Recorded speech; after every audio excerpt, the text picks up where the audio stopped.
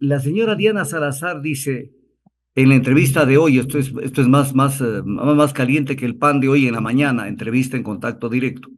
Hoy dice lo siguiente: yo me debo al pueblo, o sea, ¿a quién tengo que darle cuenta y razón? Yo me debo al pueblo. No, señora Salazar, usted no se debe al pueblo. Usted se debe a una elección que fue realizada por un Consejo de Participación Ciudadana que tuvo propósitos políticos determinados, que es el Consejo de Participación Ciudadana de Trujillo, que tenían por objeto tomar los órganos de control, asaltar los órganos de control, las instituciones del Estado y las Cortes, tanto Constitucional como Corte Nacional de Justicia. Y lo hicieron de manera inconstitucional en la mayoría de los casos. Primera cosa. Segundo, hay una declaración de Juan Sebastián Roldán, hombre cercanísimo, secretario privado del presidente Lenín Moreno, que declaró: el presidente Lenín Moreno es un presidente valiente, que por eso colocó a Diana Salazar en la Fiscalía del Estado. Entonces usted se debe a Lenín Moreno. Lo que el pueblo no sabe es cómo se realizó un concurso de méritos y oposición, pero la misma persona cercana a Moreno dice que él la colocó a usted como fiscal general del Estado. Entonces eso es terrible. Entonces usted se debe a Lenín Moreno, pero Lenín Moreno no es Lenín Moreno. Lenín Moreno es los partidos y movimientos políticos y los acuerdos que se hicieron en ese momento. Entonces ahí está la derecha del Ecuador, ahí están los Noboa, ahí está Lazo, ahí está Jimmy Jairala, ahí está Gustavo Larrea, que apoyaron el 7 veces sí. Y mire usted, ahí está Diego Borja Cornejo, que con el movimiento que creó Poder Ciudadano apoyó el 7 veces sí. Entonces, usted se debe a un pseudo concurso. Ni siquiera llego a hablar del 10 sobre, de la calificación 10/20. Ni siquiera llego allá. Usted se debe a un pseudo concurso en donde ya anteriormente se tenía la decisión de que usted sería la fiscal general, porque era una fiscal funcional a un proyecto político. Lo paso a explicar de la siguiente manera. Usted en ciertos casos acelera al máximo. Es un auto como los de Fórmula 1 a 300 kilómetros por hora. Pero en otros, la tortuga le gana a usted, donde no se ve absolutamente nada. Y se ve que no tienen la intención de descubrir absolutamente nada. Entonces, voy a poner un ejemplo. En el caso del caso León de Troya, llamado por la Fiscalía Caso Encuentro, han caminado con pies de tortuga, en donde tienen en sus manos la información sobre el informe del caso León de Troya realizado por la Policía Nacional, donde se ven los relacionamientos del gobierno de Lazo, de su gente, de sus parientes con la mafia albanesa. ¿Que han llegado con eso? ¿A dónde han llegado con eso? Absolutamente a nada.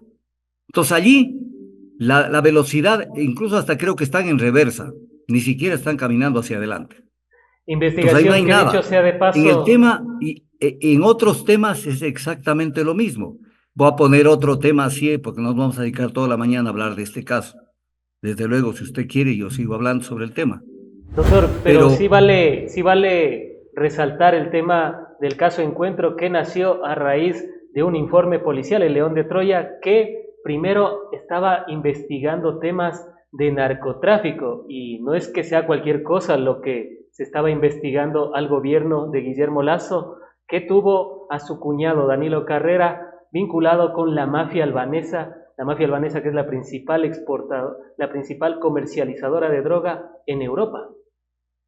verá, entonces dediquémosle un poquito de tiempo al Claro, caso León de Troya. adelante. Usted, Frank, efectivamente lo dice, el caso León de Troya es el caso que inicia esta investigación la Policía Nacional. Esto no inicia esta investigación los enemigos del gobierno de Lazo, Claro. la Policía Nacional. Y analizando este tema se tocan con una trama de corrupción y de corrupción en el tema de entrega de cargos públicos y un tema de vinculaciones subterráneas con la mafia albanesa, un tema gravísimo de asalto a las empresas públicas en la designación de los funcionarios. Y entonces, ¿qué es lo que pasa con esto? Cuando esto comienza a caminar y a coger fuerza, Hay declaraciones, yo cito las declaraciones. El teniente Rodney Rengel, el policía, uno de los policías que era miembro de la unidad de investigación del caso León de Troya, cita que cuando conversaron con el fiscal Valde es el fiscal de Manta, que tuvo a su cargo el conocimiento del caso León de Troya. Dice que se acercaron al fiscal Valda y que el fiscal Valda le supo decir que tenía la orden de la fiscal general del Estado, Diana Salazar, de cerrar la investigación, o sea, de no avanzar en la investigación y de no ir más adelante. Entonces, el Ecuador, esto no se puede tapar la luz del sol con un dedo, no se puede tapar. Es un caso gravísimo, porque la Fiscalía tiene como objeto de su existencia el realizar la acción penal pública, perseguir el cometimiento de delitos. Y entonces, en vez de perseguir, mejor tápame las cosas, cierra el tema. En primer lugar. En segundo lugar, el presidente Lazo calla ante lo que él conoció. Mire que la memoria no me es infiel. El 7 de julio del 2021, él conoce de este tema, conoce. Y en enero del 2023, recién se destapa el caso León de Troya. Y por eso Fernando Villavicencio, de quien se lava la boca a mucha gente con su nombre, pero que no hacen honor a lo que él dice. Él dice que le llamó la atención cuando conversó en enero del 2023 con Lazo, con Guillermo Lazo, y él le ratificó que sí conoció en julio del 2021 el caso León de Troya. Entonces Fernando Villavicencio dice, ¿por qué callaron? ¿Por qué callaron desde julio del 2021? ¿Por qué se enteró el presidente de esto y no hizo nada? Y aquí debo decir algo que es importante. El que conoce del cometimiento de una infracción está obligado a denunciarla. Norma del Código Orgánico Integral Penal. Y no solo eso, sino que el 422 del Código Orgánico Integral Penal señala que igualmente los servidores públicos están obligados a hacer esa denuncia.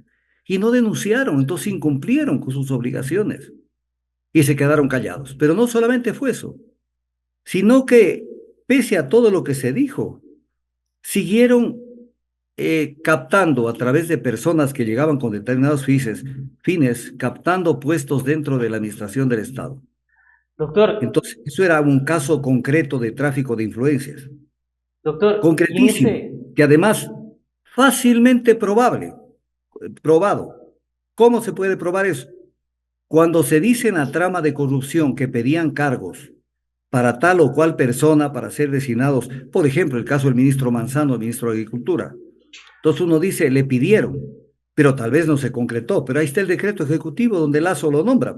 Entonces, la gestión que hicieron para designar a Manzano, y ellos saben por qué.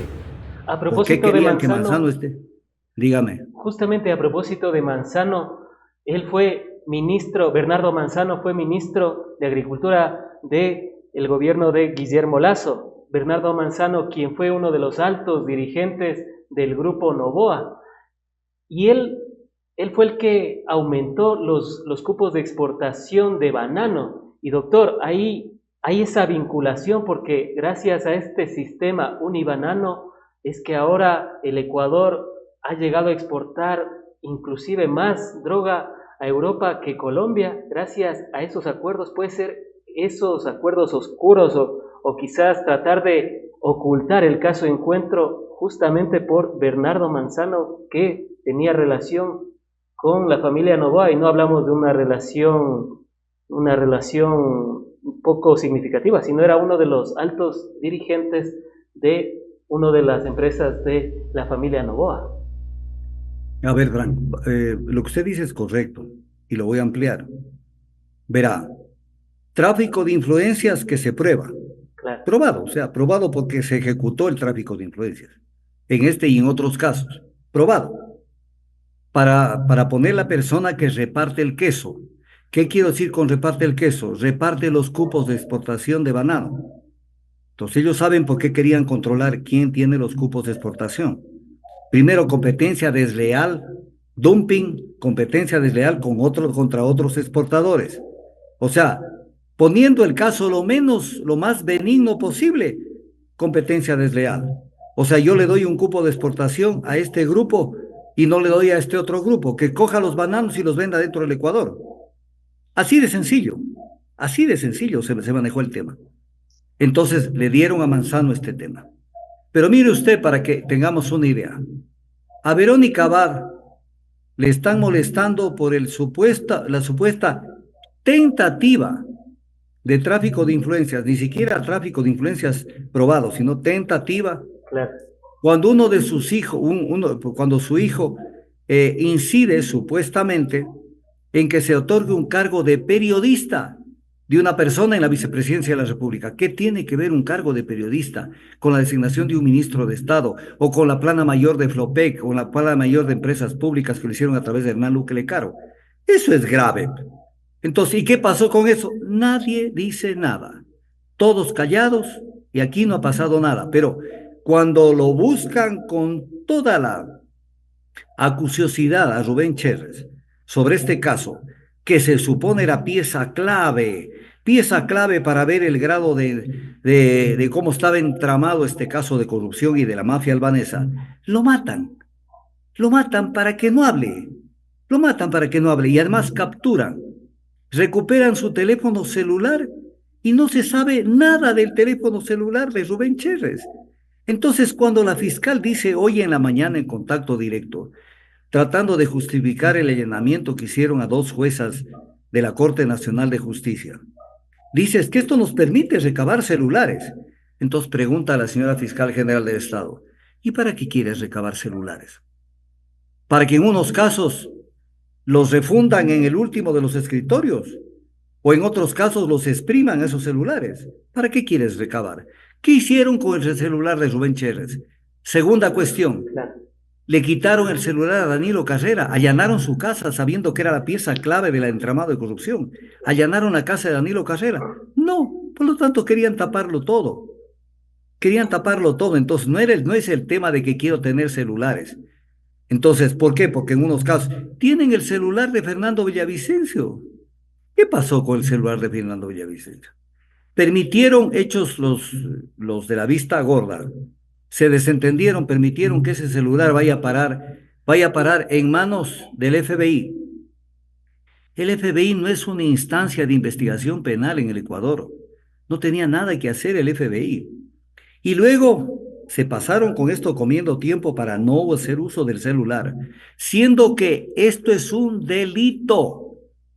El no entregar una pieza fundamental para la investigación, porque eso está tipificado como un delito de fraude procesal. Cuando una persona oculta pruebas al juez para que no se conozca los móviles de cometimiento de un determinado delito. Entonces, no lo hicieron, pero aquí viene un tema que la gente no llega tan allá. ¿Por qué le entregaron al FBI y ese celular se perdió un buen tiempo? Y después lo devolvieron a la Fiscalía del FBI vía courier. O sea, un Por la correo cadena de normal, como custodia. cuando usted importa un celular de Estados Unidos o importa cualquier cosa de Estados Unidos. Vino vía courier. ¿Para qué? Para perder la cadena Para de que, custodia. dígame, Para perder la cadena de custodia. para perder la cadena de custodia a propósito. Qué bien, Frank, usted lo dice. Para perder la cadena de custodia, para de esa manera mañana en un juicio decir, no, señor, yo objeto esa prueba porque se perdió la cadena de custodia. Este es un recurso que se lo ha utilizado N veces en el pasado, N veces en el pasado. Las computadoras de Raúl Reyes nunca pudieron ser actuadas dentro de un proceso penal porque dijeron que se rompió la cadena de custodia. Pero ahí estaba la información PEPA sobre cómo actuaron con Raúl Reyes determinados actores políticos del Ecuador. Todo lo dicho por el mono Jojoy en Colombia también lo mismo. O sea, la trampa en el Ecuador en los procesos penales es una constante en todo tipo de procesos. Entonces, en este tipo de cosas, entonces sencillamente no actuaron. Y en el caso de Villavicencio, veamos la lógica de cómo se maneja. Al principal actor, al principal asesino, lo dejan morir llevándolo a una unidad de flagrancia, donde hay impresoras, papel, teléfonos, pero no hay atención médica. Lo dejan morir porque no les convenía que hable el asesino de Villavicencio. al Luego principal capturan testigo. a 7 implicados en el tema. Y los 6 los ahorcan en la penitenciaría de Guayaquil, que estaba bajo custodia de la gente del gobierno de Lazo. Los ahorcan a 6 y al séptimo que quedaba lo matan en la cárcel del Inca. Querían que esto se abra, porque hoy en la mañana también decía en contacto directo Diana Salazar que ellos han llegado a hacer todo lo que había que hacer en el caso Villavicencio y que habían dado todas las facilidades. No es cierto. Lo Doctor, primero que le tienen terror, déjeme solamente concluir esto, verá, adelante. el celular al que le tienen terror Raimundo y todo el mundo es al celular de Villavicencio, porque van a ver allí decenas, centenares de llamadas telefónicas con mucha gente hablando sobre muchos temas de la política. Voy a ponerle un ejemplo muy sencillito como esto. ¿Quién lleva a cabo una investigación penal? Créame lo que le digo. No puede hablar ni con su esposa ni con su esposo, porque todo se puede filtrar. Es esa persona y solo ella la que tiene que conocer cómo camina una investigación penal. Y entonces, en este caso, ¿cómo es que no dejaron que esto camine la investigación en el caso Villavicencio? Que no han hecho la reconstrucción de los hechos por tal o cual cosa, mentira. Mentira. Todo eso es opaco y oscuro. ¿Qué responsabilidades tuvo la policía cuando no le dieron la seguridad? Villavicencio en ese año que lo matan, el año pasado, venía reclamando con oficios concretos, que yo tengo la información, con oficios venía reclamando que le den el tipo de seguridad acorde con el nivel de riesgo que él tenía y no se lo dieron. ¿Dónde están los responsables de que no le dieron el tipo de seguridad que él requería? Tenía el 93% de riesgo y entonces no le dieron. Y no hay responsables de que no le dieron seguridad a Villavicencio. Seguridad como la que él debía haber tenido. Cuando él se monta a la camioneta, no tiene cubierto el flanco delantero ni el flanco trasero de la camioneta, y peor el flanco izquierdo, que es por donde lo avaliaron. Entonces, y las contradicciones enormes, porque los unos decían el carro blindado, otros decían no hay carros blindados. Entonces, investigaron, les interesaba y les interesa destapar el caso Villavicencio. Entonces, yo tengo que decir esto, si algún aprecio le han tenido, le tienen a Villavicencio, entonces, investiguen lo que él denunció. Y para esto, ahí viene el tema. Villavicencio en este caso deja escrito el informe del Frente Parlamentario Anticorrupción sobre el caso León de Troya. Documento que si ustedes lo leen, dice, bueno, ¿y dónde está la fiscalía para que haya llegado a cosas concretas con este informe?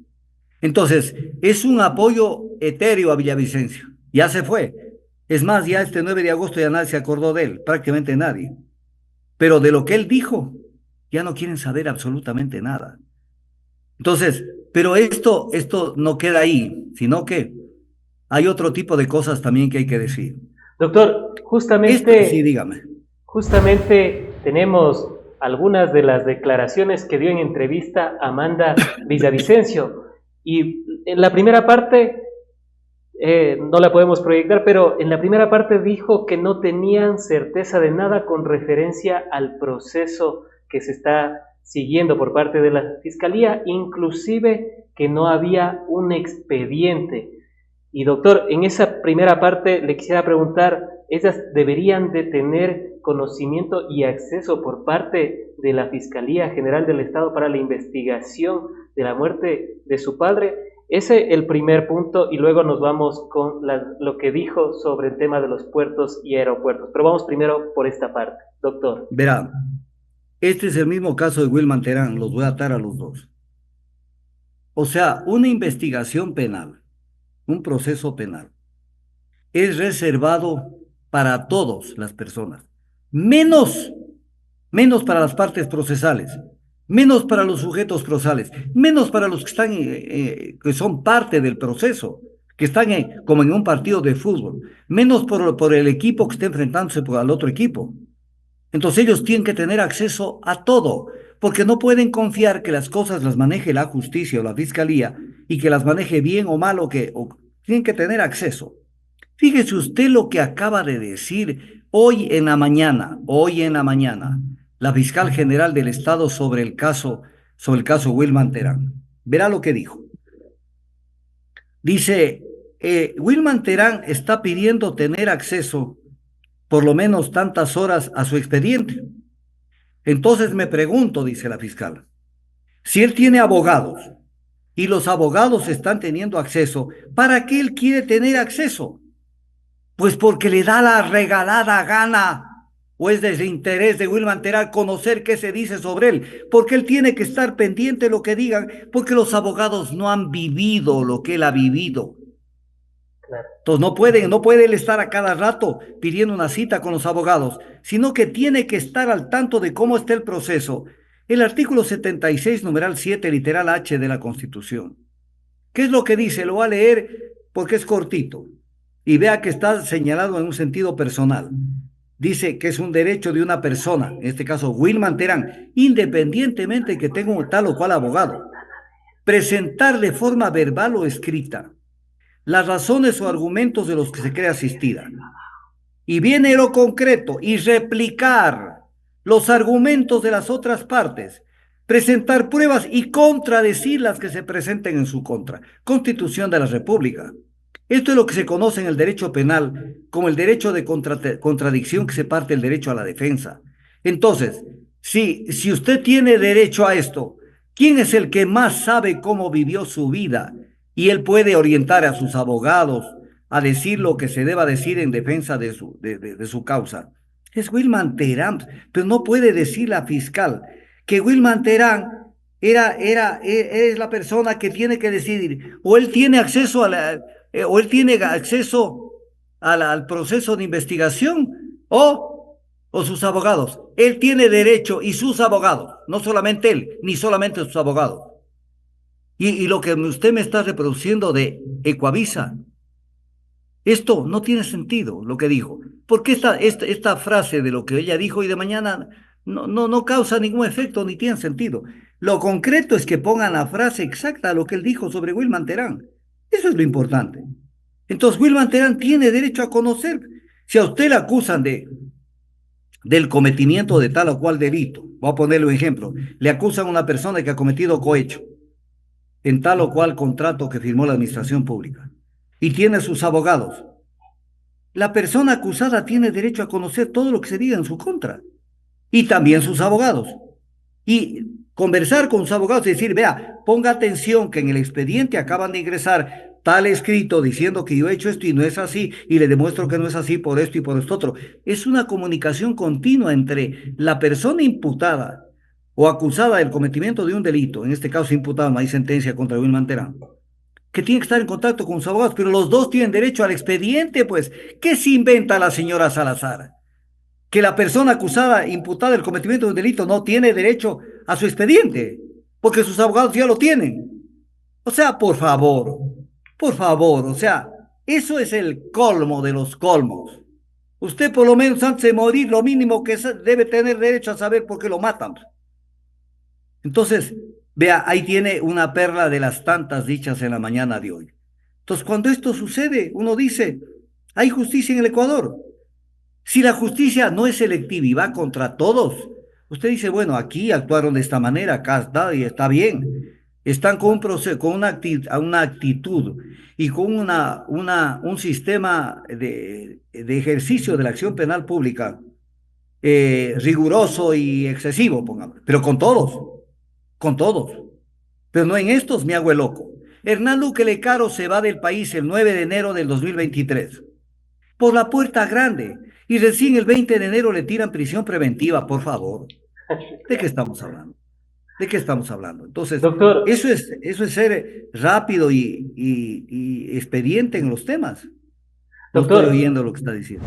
doctor, y a propósito de Wilman Terán, ¿cómo interpretar el allanamiento que se hizo en la Corte Nacional de Justicia en las oficinas y en los despachos de dos jueces que, según la fiscal, favorecieron a Wilman Terán? Pero, doctor, ¿se puede decir que favorecieron? Porque he estado escuchando también las entrevistas de la jueza que dio el habeas corpus para poder trasladar a Wilman Terán de La Roca a la cárcel 4 de Quito, y ella, entre otras cuestiones, decía pero si la Fiscalía mismo no ha presentado los argumentos, si la Fiscalía justamente señala lo que usted dice, el derecho a la defensa, entre otras cuestiones, dice, yo actué en derecho. Doctor, desde su perspectiva, los jueces que actuaron en este caso de Wilman Terán para trasladarle de la cárcel de La Roca a la cárcel 4 de Quito, ¿actuaron en derecho o lo que dijo Fiscalía acerca de que favorecieron a Wilman Terán es lo que se puede interpretar de ese caso? Verá, mi querido Frank, verá. Cuando se recurre a un juez para que tome una decisión judicial, en este caso una acción de habeas corpus, o cualquier decisión que tome un juez, hay dos partes en el conflicto. Entonces, el juez está con las orejas pendientes y los ojos listos a ver. Le muestra a una parte y le dice, yo argumento tal cosa, pero la otra parte tiene que también hablar. Entonces, la parte que no estaba de acuerdo en el traslado de Wilman Terán de la penitenciaría a la cárcel 4, ¿por qué no habló? ¿Y esa parte cómo se llama? Fiscalía General del Estado. O sea, lo presento de manera didáctica. No hablan y después se cargan contra los jueces. Cárguense contra ellos mismos que no argumentaron el por qué no debía salir de la penitenciaría e ir a la cárcel 4. Pues, cárguense contra ellos mismos. Claro. Y entonces, pero además, ¿qué es la fiscalía? Esto es importante ver, verá. Esto es importante de esta entrevista y hay ciertas cosas que yo a veces tengo que decir, por Dios, no dejen de considerar esto que es importante. Viene la pregunta del millón para que el pueblo nos entienda. ¿Qué es la Fiscalía General del Estado en el sistema de justicia? Es importante verlo. Si esto lo tenemos claro, estamos al otro lado. En un proceso penal hay dos partes. En el lado está un equipo, pongamos como un equipo de fútbol, está la Liga Deportiva Universitaria. En el otro lado está otro equipo de fútbol, está el Aucas. Son dos equipos. En una parte del partido, está la fiscal general, porque ella lleva la acción penal pública, es un sujeto procesal de esa manera, tiene esa responsabilidad.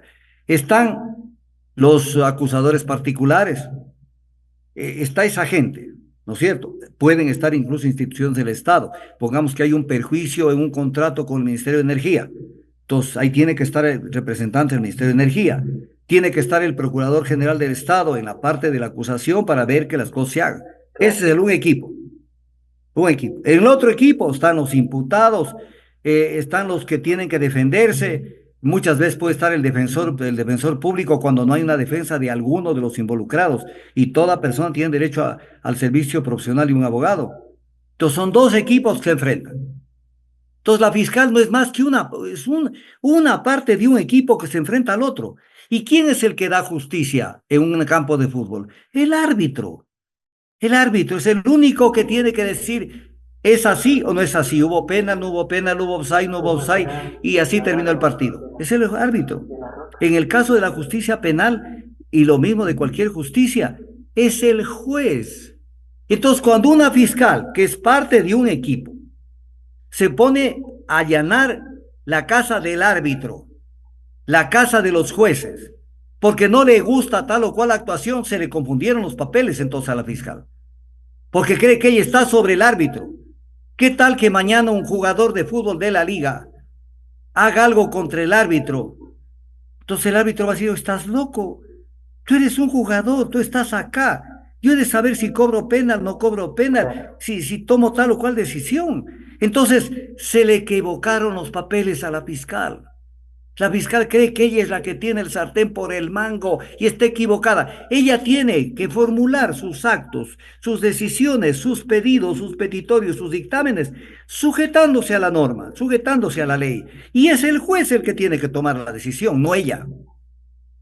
Le cuento una cosa, Frank. Sobre esto hay sentencias de la Corte Constitucional que dice que incluso siendo una parte procesal la fiscalía, obviamente dice no goza de imparcialidad. Y dice, el único que puede gozar de imparcialidad es el juez, porque está en la mitad. Entonces, no entiende la señora fiscal que si no le dan gusto en un tema de Wilman Terán, porque ella quiere sangre, ella lo que quiere es matarlo, enterrarlo a Wilman Terán, que no le dan gusto, entonces ahora me meto contra las juezas. Pero viene un tema. Sucede que actuaron en el caso de las juezas en base a una llamada telefónica. O sea, es lo que se llama en derecho la noticia crímenes, la noticia de delito, que ella mismo lo señala hoy en la entrevista de contacto directo. Recibimos una noticia del delito. Era una llamada telefónica. Y ante una llamada telefónica se permiten hacer todo un allanamiento de las oficinas de las juezas. O sea, por Dios, ¿en dónde estamos? Y doctor, solo para cerrar con el tema de Wilman Terán, y que es muy también importante analizarlo, en un país de derecho, en un estado de derecho y en un país civilizado, ¿se puede pensar que la Fiscalía haga estas acciones precisamente con la Corte Nacional de Justicia? O sea, ¿hay el ejemplo de algún país de derecho, insisto, donde se haya practicado esto? A ver, mi amigo, hay países, porque América Latina, yo soy muy duro en no no me confundo en mis apreciaciones, pero soy una persona que no eludo las respuestas a las preguntas que me hacen. Y cuando doy las respuestas digo en castellano para que se entienda. América Latina es un continente en construcción, como es Europa, pero nosotros estamos más atrás. O sea, nosotros estamos todavía en una guerra trabiliaria. Por eso, fíjese usted, me salgo 5 segundos del tema. Adelante. ¿Dónde existe la institución del asilo político? Que a ratos la reconocen, a ratos la bypasean a la institución del asilo diplomático y asilo político. ¿Dónde el asilo territorial? ¿Dónde? En América Latina. ¿Por qué? Porque en América Latina somos proclives a enfrentar a los políticos adversarios mediante la justicia. Esto es una costumbre del Ecuador, no solo del Ecuador, perdón, sino de América Latina. Entonces, cuando usted ve numerosos casos que se dan de todos los colores y en todos los países, uno dice, a ver, si hacemos una evaluación de la justicia en América Latina, ¿en qué países hay una justicia pura, perfecta y totalmente descontaminada de lo político? Son muy pocos los países, son muy pocos los países. Veamos la justicia en Argentina, cómo camina. Cómo camina. Veamos la justicia en Venezuela, cómo camina. Veamos la justicia, cómo camina en otros países. En México están abocados, mire usted, en México están abocados a hacer algo que para mí va a ser peor el remedio que la enfermedad. Están abocados a que los jueces sean designados en votación popular. O sea, Mm, creyendo que es la solución, lo van a reventar al sistema de justicia penal mexicano. caramba. Lo van a reventar eligiendo a los jueces por votación popular, porque va a ser, yo voy con una orientación política clara. Entonces le van a poner, vea, para que entienda la gente, le van a poner a elegir a la gente entre ternas, no ternas, entre listas de candidatos a jueces, la que elabore el Ejecutivo, la que elabore la Corte, la Corte de Justicia de México, y la que elabore la Asamblea Nacional de México. Entonces, ¿cuál va a ser la campaña? Voten por la lista de Sheinbaum, o voten por la lista de la Corte, voten. Un tema político. Y esto se basan en algo que se hizo en Suiza, pero Suiza está en otro nivel político y cultural. O sea, no podemos comparar a Suiza con México y no podemos comparar a Suiza con Bolivia. Entonces, pretenden hacer esto, pero ¿qué nos dice? ¿En qué país de América Latina? Son muy pocos donde podemos confiar en la justicia. En la justicia peruana. En la justicia peruana que cuando quieren se sacan un presidente porque les estorba, Claro. como el caso de Castillo. ¿En qué país podemos confiar en la justicia? Son Es muy un mal pocos los países en los que latinoamericano. puedo decir, creo que aquí hay algo interesante. Eh, entonces, es muy difícil América Latina, nos duela o no nos duela. América Latina en sus instituciones políticas estamos muy retrasados. Todavía estamos en la época de las cavernas. Entonces, esto es fruto de esto. Y ahí sí Por- tengo que decir algo, Frank, Adelante. que esto es importante que la gente lo entienda. Cuando hay estos excesos que se dan en la justicia, estos excesos, o sea, yo persigo solo a estos y a estos no los persigo y más bien los cubro. Cuando eso se da, entonces uno se pregunta eso, a ver, ¿Les gustaría a los que están disfrutando de las acciones que ha hecho la Fiscalía cargándose solo contra un sector? ¿Les gustaría que mañana, en las próximas elecciones del nuevo fiscal o fiscal general, elijan a una persona que comience a perseguir, con razón o sin ella, a la gente del otro bando político? ¿Qué les gustaría? Entonces ahí van a saltar. Es que esto no es justicia, es que no puede ser que el fiscal haga esto y esto otro. O sea, no te gusta cuando es contra ti, pero te encanta cuando es contra otros. Por eso Gilel, un rabino judío de la época de Jesús, llegó a decir algo que es un monumento al pensamiento. No hagas a otro lo que no quieres que a ti te hagan. O sea, ¿quieres que te respeten tus hijos? Respeta a tus padres, la ley de Moisés. ¿Quieres que te roben? No robes. ¿Quieres que le estén coqueteando a tu mujer? No le coquetees a la mujer del prójimo. ¿Quieres que te persigan políticamente, actuando ya en temas de la coyuntura actual? ¿Quieres que te persigan de esa manera, potencializando los aspectos punitivos de una investigación? ¿Quieres eso? Entonces no jodas. O sea, no puede ser que te guste las cosas cuando son contra terceros, pero cuando se vienen contra ti, entonces ahí sí va a poner las barbas en remojo, y hay los derechos humanos, y no sé qué, y lo de aquí, y lo demás acá. Entonces, ¿de qué estamos hablando? Hay un Eso es, mi libro, querido Frank. Las venas abiertas de América Latina, escribió Eduardo Galeano, justamente recordando algunos de esos episodios, bueno, en ese tiempo sangrientos, bueno, ahora es una persecución judicial y todo lo que se ha vivido.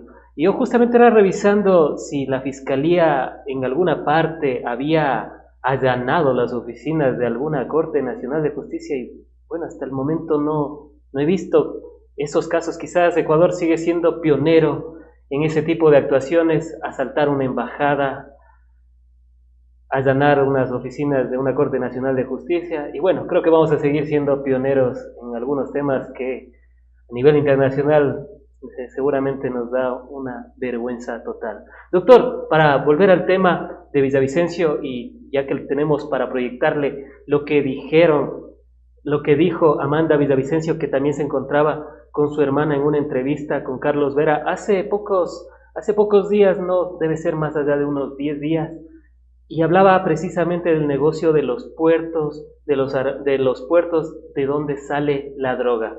A continuación lo vamos a proyectar. Tres cosas. La primera es esta frase potente que me lleva a esta conclusión. Dice, el Fernando dice, no existe narcotráfico sin poder político. La segunda, la narcopolítica es un cáncer que tiene totalmente podridas las instituciones estatales, la justicia y las papeletas. Estas dos cosas me llevan a entender no solamente que a quienes les investigaba mi papi estaban enojados, no, a quienes realmente les está afectando el negocio. ¿A quién le está afectando el negocio la veracidad de Fernando Villavicencio? ¿A quién? A los que manejan los puertos. ¿Por qué nadie dice nada del señor Jaime Nebot? ¿Por qué nadie dice nada del allanamiento de JJ Franco? Se viene en el especial que tenemos con la fuente Periodismo de Investigación, se viene la información de los allanamientos de JJ Franco, que está vinculado con Carlos Polit, que está vinculado con Jaime Nebot. ¿Por qué de ellos? ¿Cómo él le amenaza a mi padre? Nos trae este recuerdo de este Jaime Nebot, ven acá para mearte. ¿Te refieres al tuit que puso él? Me refiero al tuit que puso él. Estoy en total libertad de proceder como a mí me parezca. Así es. Y ese saborcito a social cristiano que tiene Muentes, que tiene Nebot, y que luego, por ejemplo, vimos de la ocurrida de Gisela Molina, que después de tu programa y que yo le puse en su sitio, vino a amenazarme a mí después de haber sido el Partido Social Cristiano. Ese es un saborcito social cristiano que no se me quita. Justamente fueron las declaraciones que dio hace poco tiempo Amanda Villavicencio. Y eso también a propósito... Frank, adelante. Verá, acabo de escuchar este video y el volumen es diferente del que usted está hablando. Su gente que está trabajando con usted tiene el volumen bajísimo. Bajísimo. O sea, bajísimo, totalmente bajo, casi al piso. Y por ejemplo, cuando usted le pone a la hija de Villavicencio, el volumen se pone en circunstancias normales. La última vez que le digo, pero es para que la gente escuche de mejor manera sus intervenciones. Ahora, mire usted. De acuerdo, doctor. Voy a hacerle unas precisiones de lo que dijo la hija de Villavicencio. Verá. Primero, me duele, voy a utilizar una palabra no grosera, porque es una palabra del castellano. Con la iniciación de la investigación que hicieron contra JJ Franco, el pana, el parcero, como hablan en Guayaquil, de Jaime Nebot, los tienen cogidos los testículos a los socialcristianos. Porque si la fiscalía da un paso adelante, se cae toda la estantería del Partido Social Cristiano. Entonces, por eso es que ellos salen sin conocimiento de nada a decir, nosotros vamos a respaldar a Diana Salazar, nosotros estamos con ella, nosotros... ¿Por qué? Porque los tiene cogidos los testículos. Entonces ellos no van a ser quienes se muevan un dedo en ese tema. Por eso es que la fiscal que decide volver al juicio político, porque ella debe haber hecho ya las cuentas de los 70 votos que se necesitan para destituirla, y debe estar pensando si existen o no los 70 votos. Entonces el pueblo ecuatoriano que esto que acabo de decir lo entienda. No es que ellos consideran desde el análisis objetivo de que no debe haber una persecución con la fiscal que ha hecho un trabajo enorme por descubrir las mafias. No, no, no. Los tienen cogidos los testigos. Caso JJ Franco, que es lo que dice la hija de Villavicencio. Primera cosa. Segunda cosa en la que no estoy de acuerdo con lo que dijeron porque es una visión que no va al fondo del tema. ¿Por qué existe 1 kilo de cocaína dentro del territorio ecuatoriano? Y obviamente no hay 1 kilo, hay toneladas. ¿Por qué? Porque las Fuerzas Armadas son permeables y no controlan las fronteras. No es un tema de que en Guayaquil, que la mafia controle el uno, no, no. ¿Por qué llegan pasando las fronteras terrestres y marítimas y aéreas al Ecuador la droga? Porque aquí viene una sentencia. Sentencia no en el sentido judicial, sino una sentencia, una afirmación. El Ecuador no produce cocaína, no produce. El Ecuador es un país de tránsito, de tráfico, de comercio. Entonces, ¿por qué estamos nosotros dándole todas las facilidades a la cocaína colombiana en especial? Para que salga a otros puertos y a otros países. ¿Por qué estamos haciendo? Estamos haciendo porque pasa la droga por las fronteras, de cualquier tipo de fronteras, terrestres, aéreas o marítimas. Entonces viene el tema, ¿por qué a los militares los tienen cuidando cárceles y haciendo patrullajes cuando la droga sigue existiendo y está latente? Y obviamente existiendo la droga, entonces se contamina la economía, se contamina la política, se contamina los juzgados, se contamina todo. ¿Por qué existe? Porque las Fuerzas Armadas, digámoslo así, aunque les duela, a quien le duela, las Fuerzas Armadas dejaron botando las fronteras. Las explicaciones, cuando usted quiera, hacemos un programa solo para hablar de ese tema, para explicar la génesis de por qué ellos votaron este tema y se desentendieron. Entonces, en este momento ya nadie quiere comprarse ningún pleito. Ya nadie quiere comprarse ningún pleito. En esto, para darle un tip, en algún momento que quiera hacer una investigación, analice lo que pasó con el comando de selva número 19 Napo, cuando el ataque en las Piñuñas y en esos sitios, al EVE de las FARC, se dio y cómo reaccionaron los comités de derechos humanos contra ese tema. Porque las Fuerzas Armadas querían perseguir a los soplones, a los que denunciaron las patrullas que estaban patrullando esos sitios, patrullando. Y entonces actuó el Comité de Derechos Humanos ecuatoriano, que se habían violado los derechos ¿de quién? De los que informaban cómo iba las Fuerzas Armadas controlando la frontera y le hicieron una emboscada. Entonces, en el Ecuador falta un baño de verdad, Frank. Frank, falta un baño de verdad. ¿Quién fue uno de los ejes de la Comisión de la Verdad para, de alguna manera, desincentivar que las Fuerzas Armadas cumplan un papel adecuado? ¿Quién fue uno de los integrantes claves de la Comisión de la Verdad sobre los delitos de lesa humanidad? Pero que tenía un objetivo, que las Fuerzas Armadas entiendan que tienen que bajar el perfil y que no tienen que meterse en ninguna actividad que debían haberlo hecho. ¿Usted sabe quién fue la figura más connotada de la Comisión de la Verdad en la época del gobierno de Rafael Correa Delgado? A ver, ahí lo cojo en curva. Claro, ahí sí, me agarró de su vida. Ah, ya, lo cojo en curva. ¿Sabe qué? Quiere fotos, quiere documentación, se le envío. Julio César Trujillo trabajó así, pero codo a codo con ellos. Ellos crearon el monstruo. Ellos crearon el monstruo. Y ese monstruo hizo unos trabajos que hay que analizarlos con mucha finura para ver cómo actuaron. Entonces, en este país la gente a veces hace apreciaciones muy rápidas. Pero además, ¿cuántos años durante ese gobierno no tuvimos radares? Si alguien aquí se para y me dice, verá, doctor Tandazo, no tuvimos radares por esta cuestión técnica, me explica técnicamente, no tuvimos radares. Y los radares que contrataron ya al final del periodo de Rafael Correa eran radares que no funcionaban, los radares chinos. Entonces viene la pregunta que usted se la puede hacer, me la hago yo y se la debe hacer el pueblo ecuatoriano. ¿Y por qué no habían radares? ¿Por qué se demoraron que entregamos radares? ¿Cuál es el propósito? Porque usted peca por acción o por omisión. Que Un tema del cual sin duda alguna podríamos profundizar en futuras oportunidades. Doctor, para terminar con el tema de Diana Salazar, ella ha hablado de que está lista para asistir a un narcojuicio. Bueno, todo este preámbulo ha sido también para que la ciudadanía tenga claro lo que se ha hecho en contra de los narcotraficantes, incluyendo también las palabras de Amanda Villavicencio y del caso del magnicidio de Fernando Villavicencio. En este sentido, doctor, le voy a citar textualmente lo que dijo Diana Salazar. Esto es un burdo intento de revancha de los grupos delictivos a los que siempre les he resultado incómoda por el trabajo que, con mi equipo, hemos realizado con absoluto compromiso. Doctor, ¿se puede pensar que el juicio político a la fiscal Diana Salazar es un intento de revancha de los grupos delictivos por el trabajo que ella asegura estar realizando? No, de ninguna manera. O sea, hay cosas que es obvio que el Ecuador necesita un baño de verdad en las cosas. Yo lo único que reclamo es esto, mi querido amigo. No reclamo otra cosa que esto.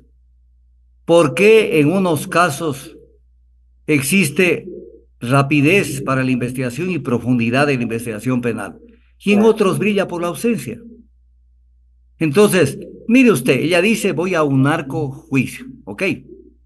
¿Usted ha analizado el contenido de los 4 temas que Gisela Garzón planteó como juicio político a Diana Salazar? Ahí está el tema. El primero se llama por retrasos en el procesamiento de casos como León de Troya, que es el mismo caso Encuentro, y el caso INA Papers. Exacto. Entonces, el caso INA Papers, si quiere se lo analizo. El caso León de Troya es un caso de mafia, de la mafia albanesa, entre otros temas. No es el único caso. Entonces usted dice... Y que lleva años de investigación. No es que sea de hace 2 años, sino son varios años, inclusive con asistencia internacional. Cuando uno revisa precisamente eso, ve que no es que solo sea de Ecuador, sino hay inclusive informes policiales internacionales. Mire, Frank, en concreto, tenemos que decirle a la señora fiscal general del Estado que sí es un narcojuicio, como ella lo dice. ¿Y por qué es un narcojuicio? Porque le van a pedir explicaciones por qué caminaron a ritmo de tortuga en el caso León de Troya, que es un caso de mafia albanesa. Entonces sí es un narcojuicio. No es que solamente dice, me llevan por el caso Purga, el caso Mestazas y el caso Pampa. Te llevan por el caso León de Troya, donde no han querido investigar. Entonces ya no sé qué harán en el juicio político, pero tendrán que preguntarle qué pasó con el celular de Rubén Cherres, por ejemplo. ¿Por qué no tienen el celular de Danilo Carrera? ¿Por qué no investigaron el informe? Escúcheme bien esto. Ojalá Gisela Garzón me esté escuchando. Porque es bueno en la política también hacerles caer. ¿Por qué la Fiscalía no tomó como uno, no el único, uno de los ejes de investigación lo expresado por Villavicencio en el caso Informe León de Troya, caso del informe parlamentario del Frente Parlamentario Anticorrupción? Nada más. Y ahí les invito a la familia de Villavicencio que vuelvan a leer ese informe en detalle, donde habla de todo y de todos. Y digan si la Fiscalía ha puesto en práctica y ha investigado el contenido del informe de Villavicencio. Eso es importante que lo hagan en la Asamblea. ¿Para qué? Para que de esa manera la gente se dé cuenta de algo, que no hay tal respaldo ni respeto a la figura de Villavicencio. Porque si lo hubieran respetado y respaldado, entonces deberían estar poniendo en vigencia la investigación respecto de todo lo que dijo Villavicencio. Que Villavicencio dijo cantidad de cosas que cada una casi era un proceso penal por separado. Cada una. Hubieron cantidad de cosas. Por ejemplo, los casos de los generales Vargas y Ponce, que la comandante general Tania Varela les ordenó que vayan a la embajada americana a informarles que hay narcogenerales. Señores, ¿cómo es que existe un país, un estado, un gobierno, que sus generales tienen que informar a la embajada de algo que pasa en la embajada americana, de algo que pasa en el Ecuador? Y utilizarlo al pobre embajador, porque ese era, él ni se daba cuenta que era utilizado, Fispatri. Que lo utilicen ¿para qué? Para cambiar la cúpula policial y asaltar la cúpula policial con su gente, porque era una lucha por el poder interno de la policía. Pero independientemente, imagínese usted decir, a ver, ¿usted cómo así fue a informar a la embajada de un país que no es el Ecuador sobre estos hechos? ¿Cuál es la obligación de un policía si conoce que hay alguna irregularidad? Por ejemplo, si hay narcogenerales. Presentar su denuncia aquí en la Fiscalía General del Estado, pues, Claro. pero no a la embajada norteamericana en el Ecuador. Ahí tiene un ejemplo.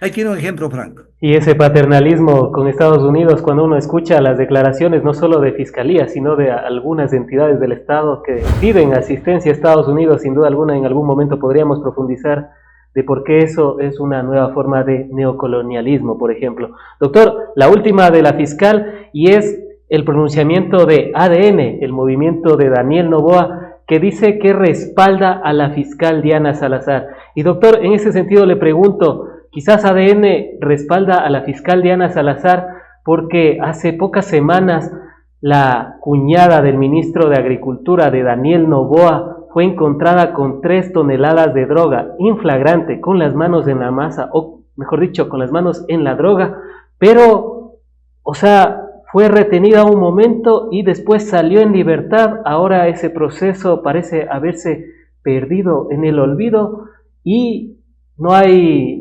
detenidos, hay la causa judicial, eso sí, tenemos la causa judicial, pero, doctor, parece que se está desvaneciendo en el tiempo. Y hablamos de la cuñada del actual ministro de Agricultura, de Daniel Noboa, que dicho sea de paso, en el pasado fue a través de ese ministerio que se aumentaron los cupos de exportación de banano y bueno, oh sorpresa, en cajas de banano está llegando la droga a Europa y en algunas de caja bonita. Doctor.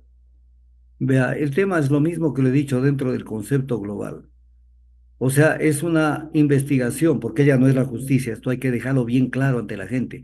La fiscalía no representa la justicia, representa la acción penal pública, que es un eje importante dentro de un proceso jurídico, proceso penal, pero ella no es la justicia en sí, porque un juez puede aceptar o desechar lo que ella diga, pero esto demuestra lo que usted acaba de decir, que tenemos una fiscalía selectiva. Tal vez es el titular de lo que yo estoy diciendo. Ella, en lo que le interesa, en lo que le interesa a la política, ¿quién ella responde? Porque él es un ente político del Ecuador. Ella actúa de esa manera. En otros casos no. Duerme el sueño de los justos. Mire, o sea, le voy a poner un ejemplo muy sencillo. 4 años durmió en la fiscalía la denuncia del Consejo de Persuasión de Trujillo sobre el posible cometimiento de algún delito por parte de Jorge Glass Pinel en el caso de la reconstrucción de Manaví. 4 años. Ahí estaba la denuncia. Y no pasaba nada. Ahí estaba. Cuando Jorge Glass estaba en libertad condicionada, arma un programa de entrevistas y comienza a moverse en las entrevistas. Entonces dicen, no, ya volvió a hablar Jorge Glass, metamos otra vez al tarro. Entonces, ¿se acuerdan que 4 años antes hay un tema y inician el proceso? Y Glass, cuando se da cuenta que vienen por el vuelto, entonces se mete en la Embajada de México. Entonces, ellos destapan un caso cuando les conviene, lo mantienen tapado cuando les conviene, y así le dan celeridad a algo cuando les conviene. Entonces, eso no puede ser cómo actúen las instituciones del Estado. Pero en lo que usted dice, la Contraloría General del Estado le debe mucho al Ecuador y le sigue debiendo. le sigue debiendo, no es que le debe, le sigue debiendo en la actualidad, porque hay temas donde no actúan. Es el cálculo lo que los lleva. Entonces, hay la crisis eléctrica donde hay barbaridades y no actúan sobre la picada. Pues, o sea, a nosotros, ¿qué nos sirve como país? Que nos cuenten después de 4 o 5 años que hubo una irregular contratación, por ejemplo, de la barcaza, que ya vamos a hablar de eso en algún momento. Y de lo ¿Qué cual, nos sirve que después de 4 años, cuando ya la barcaza posiblemente se regresó a Turquía? Entonces, de lo cual vamos... Ay, Y justamente de ese tema me parece que es el tercero que vamos a abordar y profundizar después del tema de la judicatura. Vamos con el segundo tema, de igual manera para la producción. Es el segundo tema en torno a que Judicatura detiene de manera temporal el concurso de jueces y con jueces hasta que Contraloría entregue informe de auditoría.